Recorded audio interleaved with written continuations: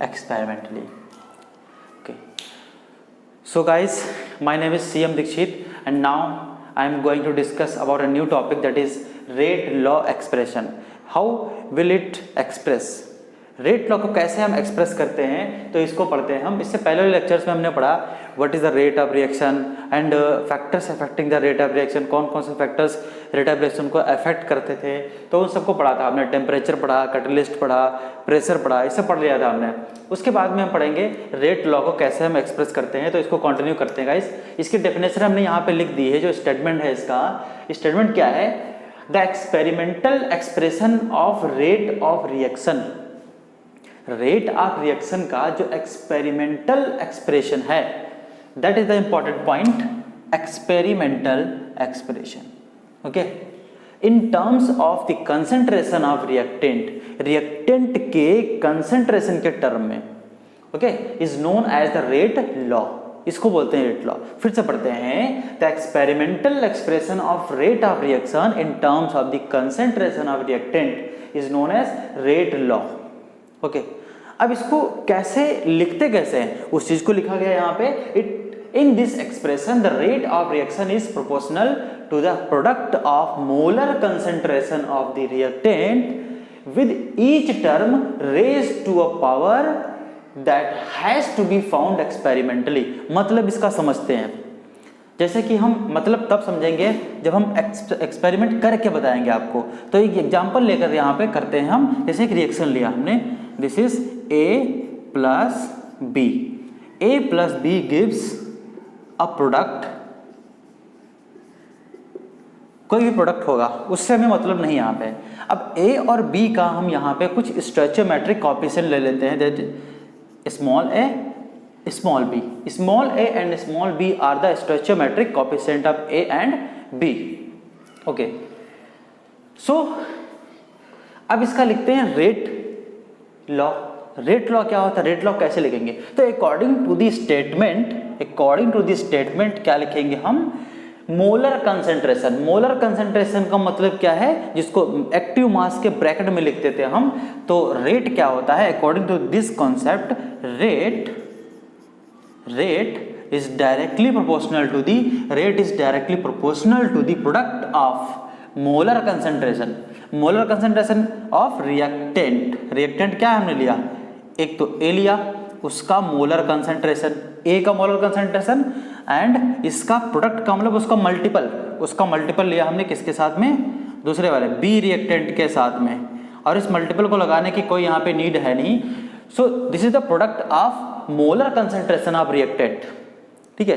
अब आगे स्टेटमेंट में लिखा है power raise to the experimental concept. मतलब एक्सपेरिमेंटली जो हमने फाउंड किया कि इसका कंसंट्रेशन, ए का कंसंट्रेशन अगर चेंज करते हैं तो वो किस हिसाब से चेंज होता है, और बी का चेंज करते हैं तो किस हिसाब से चेंज होता है.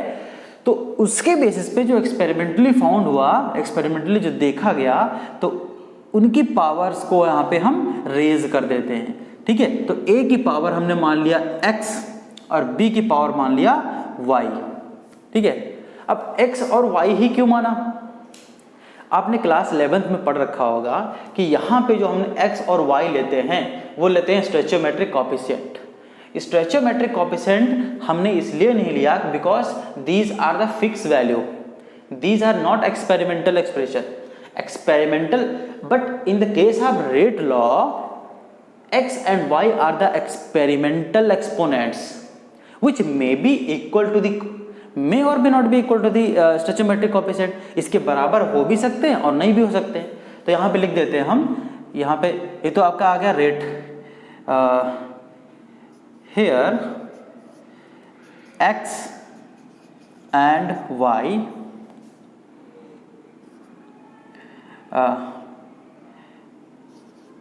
are the experimental values that may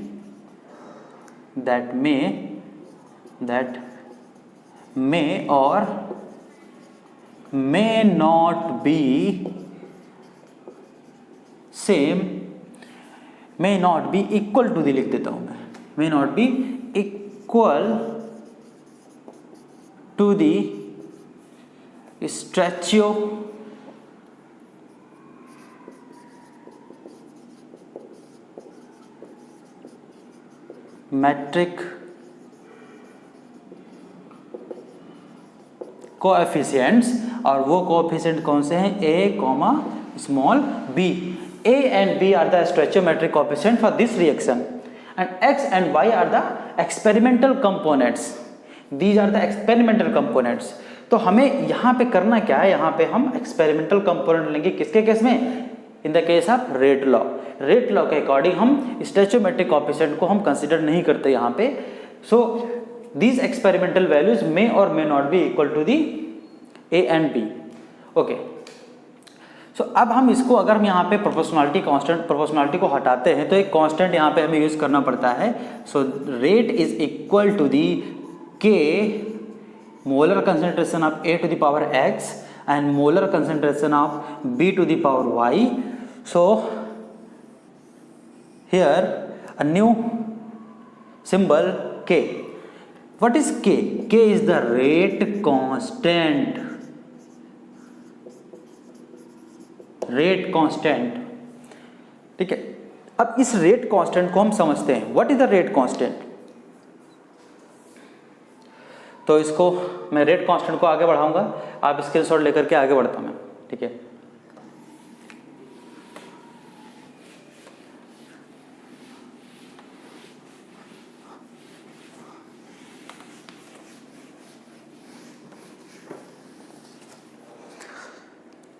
What is the rate constant?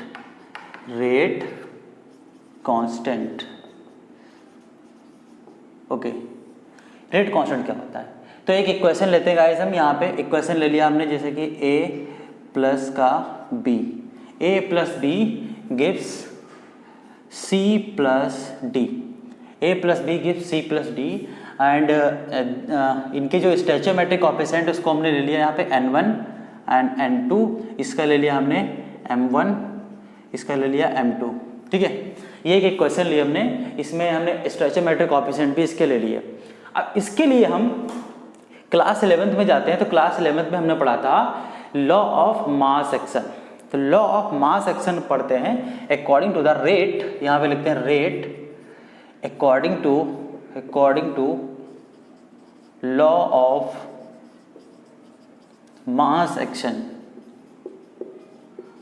Law of mass action के अकॉर्डिंग अगर हम रेट लिखते हैं तो कैसा होगा guys, rate is equal to the K molar concentration of a to the power n1 which is the stoichiometric coefficient of a and b to the power n2. This is the rate according to the law of mass action. But this is not a rate law. But यहाँ पे लिखते हैं but according to the rate law which is an experimental concept. जो कि क्या है, एक experimental concept है जिसको एक्सपेरिमेंटली हम देखते हैं यहाँ पे. So the rate is equal to the K a to the power x b to the power y. ठीक है. अब यहाँ पे हम थोड़ा सा इसको समझते हैं. इफ यहाँ पे क्या है, a की वैल्यू, a क्या है, ब्रैकेट में अगर a को लिखते हैं this means molar concentration of a. If molar concentration of A is equal to the molar concentration of B and this is also equal to the 1 mole upon liter. 1 mole per liter means unity. The concentration tends to be unity. concentration unit हो जाता है, उसका unity चला जाता है. तो क्या होगा, तो यहाँ पे क्या आएगा, rate is equal to the K. चलो अब इसको डिफाइन करो. अब ये हमने कर दिया, अब इसको डिफाइन कैसे करेंगे, देखिए. तो यहाँ पे हम लिखते हैं, जो हमने किया इसी को लिखते हैं यहाँ पे. तो कैसे लिखेंगे इसको हम, अगर लिखना चाहें तो the rate of reaction at unit concentration at unit concentration of reactants, of unit concentration of reactants, the rate of reaction at unit concentration of reactants is known as rate constant, और इसको एक और नाम देते हैं specific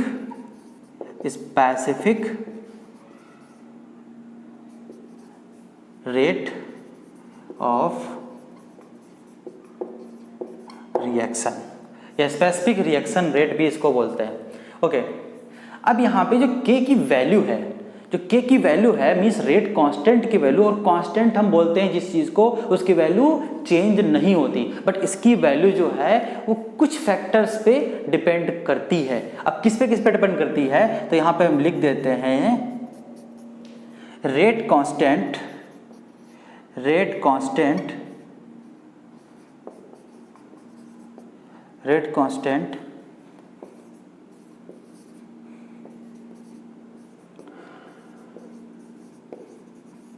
depends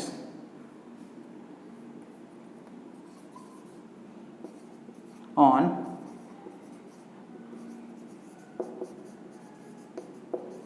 concentration of reactant, किसके, of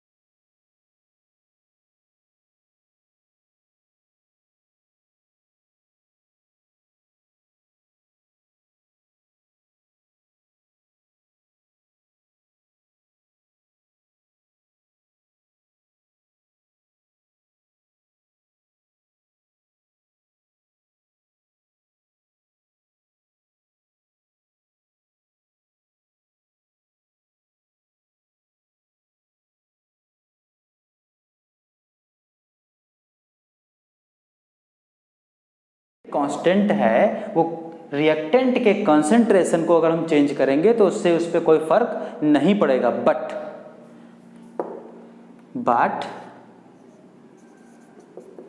it will change on changing the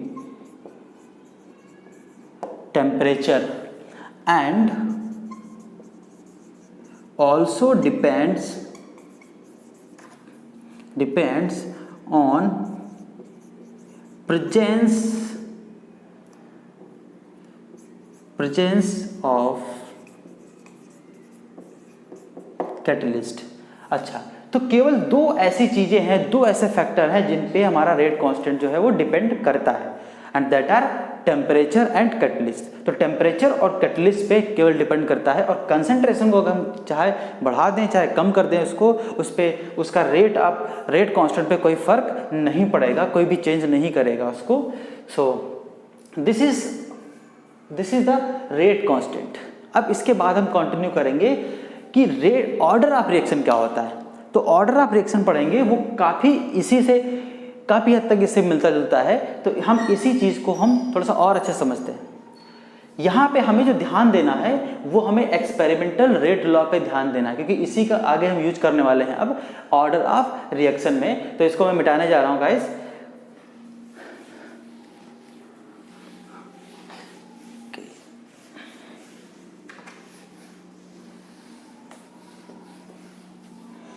Okay, so the next topic is order of reaction. So what is the order of reaction? Order of reaction जो होता है, हमने अभी पढ़ा rate law expression, तो rate law expression को पहले यहाँ पे लिख देते हैं, फिर इसकी हम डेफिनेशन कैसे बनाएंगे। तो रेट क्या होता है, according to the rate law expression, rate is equal to the K and A to the power X और B to the power Y. तो हमने ये रेट लॉ एक्सप्रेशन लिखा था। अब यहाँ पे इसके डेफिनेशन क्या होंगे, तो लिखते हैं the sum of powers of molar concentration of reactants के जो मोलर कंसेंट्रेशन की जो पावर्स होती हैं उनके सम को क्या बोलते हैं, is called as order of reaction. ठीक है, कैसे, तो अगर मैं यहाँ पे एग्जांपल लेता हूं, A plus B gives the product. A और B मिल करके प्रोडक्ट हमें देते हैं और इसकी जो कोएफिशिएंट लेते हैं, stoichiometric coefficient that are A and small b। तो इसका रेट लिखते हैं, तो रेट कुछ इस तरह से आएगा, रेट इज इक्वल टू के a to the power x and b to the power y. X and y are the experimental values, experimental exponents. Okay. So with respect to the a, अगर हम a के respect में order निकालें, a जो है कितना change करने पे किस तरह से उसकी वैल्यू डिटरमाइन करती है, रेट को बढ़ाती या घटाती है। अगर a की वैल्यू को हम बढ़ाएंगे तो रेट पे क्या फर्क पड़ेगा, तो इसको कैसे, इसके लिए हम बोलेंगे कि a का इतना ऑर्डर है। ठीक है, जितना ऑर्डर होगा उतना ही इस पे डिपेंड करेगा, ये उतना ही इसको चेंज करेगा a को चेंज करने पे। तो यहाँ पे लिखते हैं order of reaction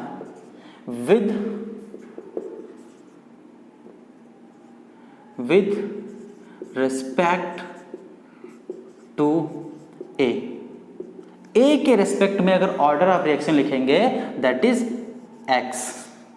okay, X is the order of reaction with respect to the A के ऊपर जो पावर है वही उसका ऑर्डर होगा, किसके रेस्पेक्ट में, उसी के रेस्पेक्ट में, A के रेस्पेक्ट में।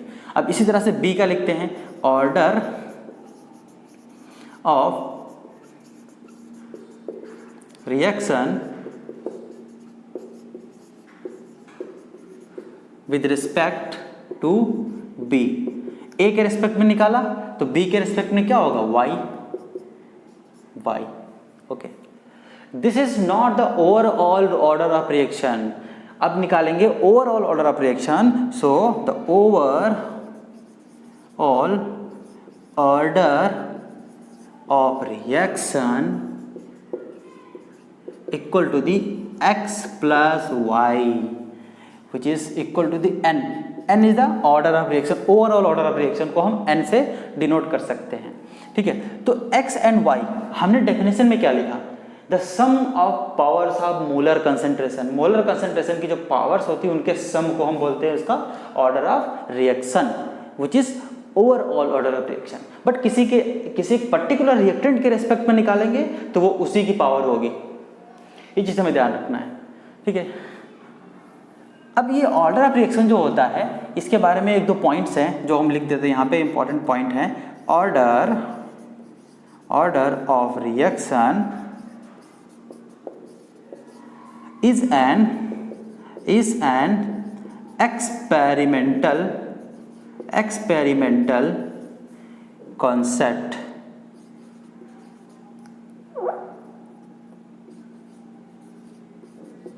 ठीक है, ऑर्डर ऑफ रिएक्शन जो है एक एक्सपेरिमेंटल कॉन्सेप्ट है, या इसकी जो ये वैल्यू होती है ये एक्सपेरिमेंटल वैल्यू होती है। ओके, या फिर इसको कह सकते हैं कॉन्सेप्ट की जगह क्वांटिटी कह सकते हैं, एक्सपेरिमेंटल क्वांटिटी, ये ज़्यादा सही रहेगा। And next one is the order of reaction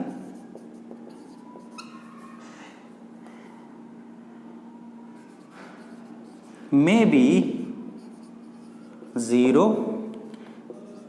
negative, positive, positive और fractional.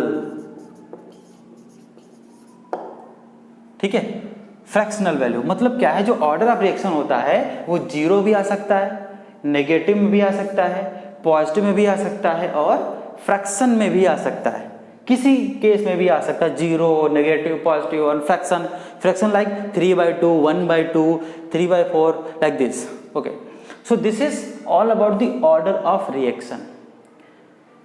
Now let's talk about the unit of rate constant. Unit of rate constant के बारे में हम बात करेंगे, तो इसको मैं मिटाने जा रहा हूं अब। Unit of rate constant,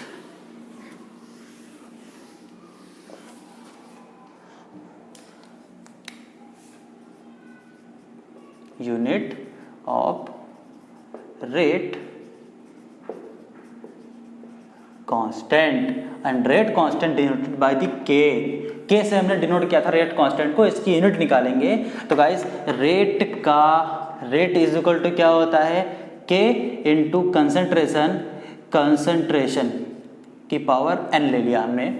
n लिया, ऑर्डर ऑफ फर्स्ट होगा, जो भी सेकंड होगा, जो भी ऑर्डर होगा उसका। यहाँ पे एक सिंपल इक्वेशन लिखा हमने। सिंपल इक्वेशन क्या होता है, rate is equal to the rate constant and concentration to the power n। Okay, तो इसकी हमें यूनिट निकालना है के की यूनिट निकालेंगे तो क्या हो जाएगा, रेट अपॉन में concentration to the power n। And you also know that rate is also the concentration, change in concentration upon में टाइम। तो इसको भी हम रेट को भी लिख लेते हैं कंसंट्रेशन अपॉन में, एक तो कंसंट्रेशन पहले से था ये वाला, एक तो ये था, इसकी पावर n थी।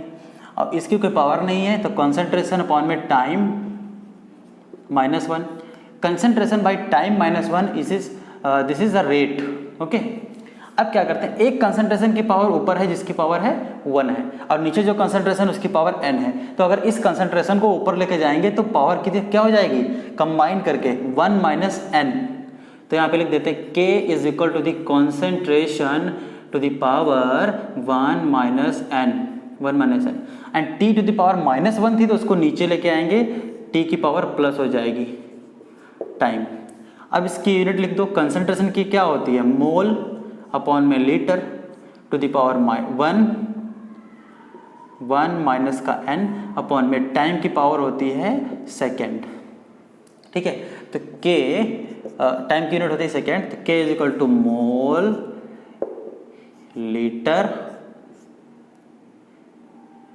Litre inverse 1 - n and second -1। ये यूनिट है, एक कॉमन यूनिट है जिससे हम किसी भी ऑर्डर ऑफ रिएक्शन की यूनिट को हम फाइंड कर सकते हैं, चाहे फर्स्ट ऑर्डर की हो, सेकेंड ऑर्डर की हो, थर्ड ऑर्डर की हो। हम n की जगह अगर फर्स्ट ऑर्डर की होगी तो n की जगह 1 रखेंगे, उसकी यूनिट निकल आएगी। 0 ऑर्डर की होगी तो n की जगह 0 रखेंगे, उसकी यूनिट निकल आएगी। ये हम आगे निकाल के बताएंगे कैसे निकाला जाता है इसको। तो this is the unit of rate constant. It is very helpful to understand the order of reaction. Okay, so let's continue this problem. देखो इस प्रॉब्लम में क्या दिया है कि एक इक्वेशन हमें दे रखी है a + b gives to the product, a + b मिल करके प्रोडक्ट बनाते हैं। अब यहाँ पे हमें एक टेबल दे रखी है, टेबल में 3 एक्सपेरिमेंट किया इन्होंने, 3 एक्सपेरिमेंट किया, एक्सपेरिमेंट नंबर 1, 2 एंड 3। तीनों एक्सपेरिमेंट में ये देखा कि जब कंसंट्रेशन A का जो मोलर कंसंट्रेशन था 1 था, 2 इसका कर दिया और थर्ड वाले में भी इसको 2 ही रखा। B का कंसंट्रेशन पहले 2 था, फिर 2 रखा, फिर उसको डबल कर दिया। रेट किस तरह से, तो हर एक एक्सपेरिमेंट में किसका कंसंट्रेशन चेंज करने पे रेट पे कैसा इफेक्ट पड़ता है, तो ये एक्सपेरिमेंट है। अब इसको हम कैसे सॉल्व करेंगे, हमसे पूछा गया है what is the rate law expression. Rate law expression तभी हम कर सकते हैं जब हम इसका ऑर्डर फाइंड कर सकें। ठीक है, तो गाइस रेट लॉ एक्सप्रेशन सबसे पहले तो हम इसके लिए लिख लेते हैं कि इस इक्वेशन के लिए रेट लॉ एक्सप्रेशन क्या हो जाएगा हमारा, रेट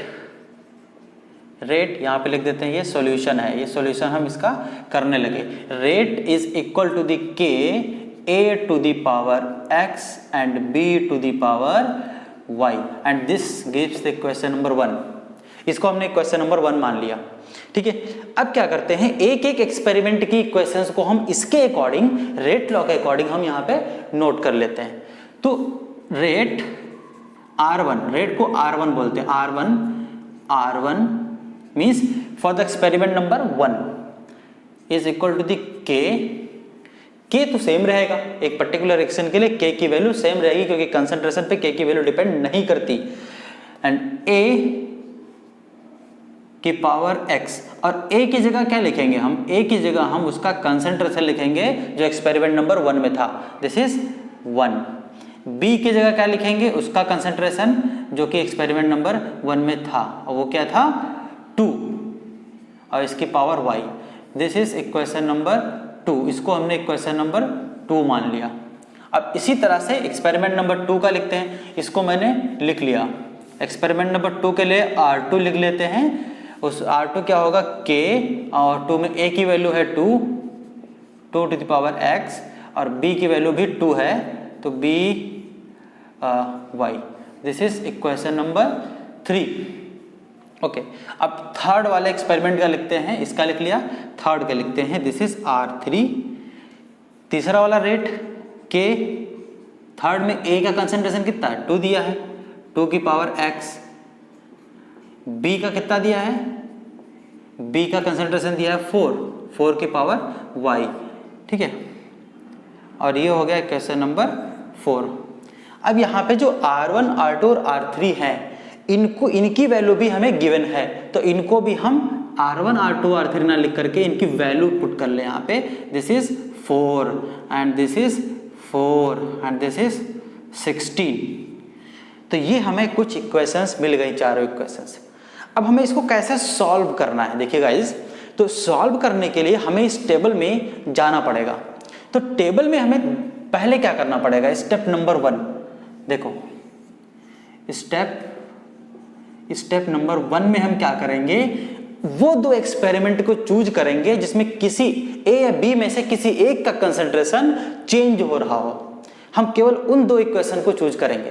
तो पहले हम A को लेते हैं, हम दो ऐसी इक्वेशन लेंगे, एक्सपेरिमेंट लेंगे जिसमें केवल A का कंसंट्रेशन चेंज हो रहा है, B का चेंज नहीं हो रहा है। तो देखो क्या है, फर्स्ट और सेकेंड वाले एक्सपेरिमेंट में A का कंसंट्रेशन पहले 1 था, अब डबल हो जा रहा है, लेकिन B का जो कंसंट्रेशन था 2 पहले भी था और बाद में भी 2 था। तो हम क्या करेंगे, एक्सपेरिमेंट नंबर 1 मतलब इक्वेशन नंबर 2, एक्सपेरिमेंट नंबर 2 मतलब इक्वेशन नंबर 3 जिसको लिखा था, तो इक्वेशन नंबर 2 और 3 का हम रेशियो निकालेंगे। ठीक है, तो क्या करेंगे, इक्वेशन नंबर 2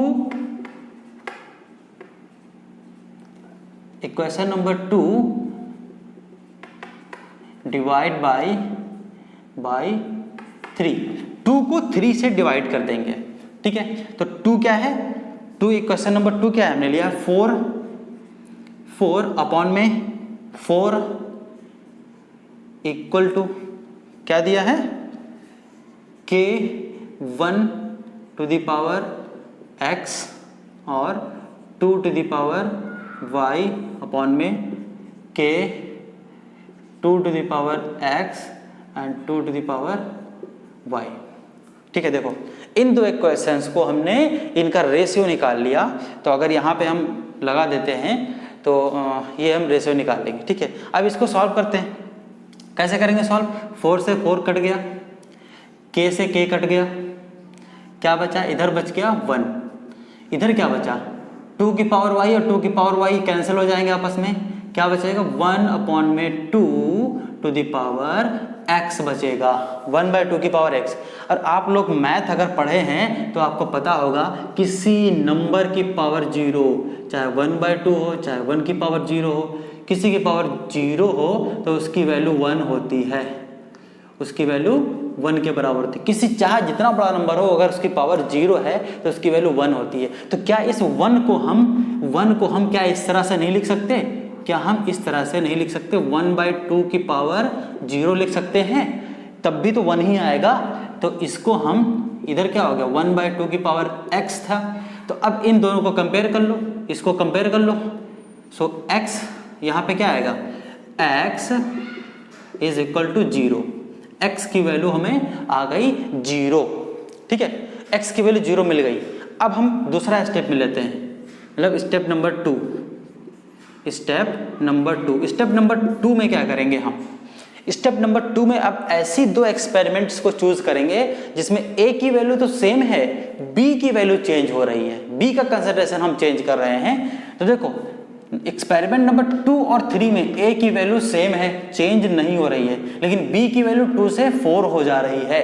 तो एक्सपेरिमेंट नंबर 2 और 3 means equation number 3 and 4, equation number 3 और 4 का हम रेशियो निकालेंगे। तो यहाँ पे लिख देते हैं equation number 3 divide by equation number 4। Equation number 3 को 4 से डिवाइड करेंगे तो लिख लेते हैं इसको 4/16 इज इक्वल टू k, और ये हो जाएगा 2 की power x and 2 to the power y and k 2 to the power x and 4 to the power y। अब देखो क्या है, ये तो हमने लिख लिया इक्वेशन नंबर 3 और 4 का रेशियो। अब 4 1 जा 4, 4 4 जा 16, k से k कट गया, 2 की पावर x और 2 की पावर x कैंसिल हो जाएगा, क्या बचेगा 2 1 जा 2 और 2 2 जा 4, ठीक है। तो इधर बचेगा 1/4, इधर बचेगा 1/2 की power y, 1/2 to the power y बचा। तो 1/4 को, क्या 1/4 को हम ऐसे भी लिख सकते हैं 1/2 टू द पावर 2 और 1/2 की पावर y। 1/2 की पावर y तो था ही, और 1/4 को हमने 1/2 की पावर 2 में कन्वर्ट कर लिया। अब y को कंपेयर कर देंगे, पावर को कंपेयर कर देंगे यहाँ पे। So y is equal to the 2। x की वैल्यू पता हो गई और y की वैल्यू पता हो गई। अब हम निकाल लेंगे x और y की वैल्यू मेन वाली इक्वेशन में, इक्वेशन नंबर 1 में पुट कर देंगे तो हमारा रेट लॉ एक्सप्रेशन आ जाएगा। ओके, तो मैं इसको यहाँ पे लिख देता हूँ। ओके, मैं इसको मिटाने जा रहा हूँ, इसको मिटा देता हूँ मैं यहाँ पे। तो रेट लॉ एक्सप्रेशन क्या हो जाएगा, rate is equal to the k a to the power 0 and b to the power 2। तो किसी की पावर 0 is equal to 1 होता है, so the rate is equal to the k and b to the power 2। this is our final answer, कि हमारा answer है, ये answer आएगा ये, ठीक है। अब यहाँ पे अगर हम बोलना चाहें कि order of reaction with respect to A कितना है, that is equal to the 0, and order of reaction with respect to the B this is equal to the 2, कितना है 2, और ओवरऑल ऑर्डर कितना है, तो यहाँ पे लिख देते हैं order with respect to A is equal to 0, order with respect to B is equal to 2, overall order is equal to 0 plus 2 is equal to the 2। Okay, तो मेरे ख्याल से आपको समझ में आ गया होगा। हम इस तरह से क्वेश्चंस आएंगे तो इनको फाइंड आउट करना होता है ऑर्डर ऑफ रिएक्शन। तो गाइस आप लोग कर लेंगे मेरे ख्याल से।